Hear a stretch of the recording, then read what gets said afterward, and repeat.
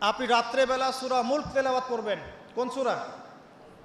সূরা মুলক যে ব্যক্তি রাতের বেলা তেলাওয়াত করে, এই ব্যক্তি মৃত্যুবরণ করলে ইনশাআল্লাহ তাআলা তার কবরের আযাব হবে না। কবরের আযাব কি চারটাখানি কথা?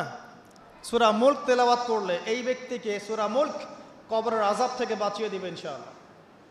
30টা আয়াত মুখস্থ করে ফেলতে পারেন। কোরআন তেলাওয়াত করা শিখলে আপনি আয়াতুল কুরসি পড়তে পারবেন। কোনটা?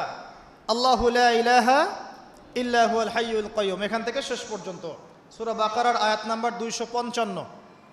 প্রত্যেক ফরজ নামাজের পর যে ব্যক্তি বিশুদ্ধ করে আয়াতুল কুরসি তেলাওয়াত করবে, মৃত্যু ছাড়া তার জান্নাতে যাওয়ার কোনো বাধা নাই। সুবহানাল্লাহ। আর ছোট্ট সূরা আছে কিছু, সূরা ফালাক, সূরা নাস, সূরা ইখলাস। সকালে 3 বার সূরা ইখলাস, 3 বার ফালাক, 3 বার নাস।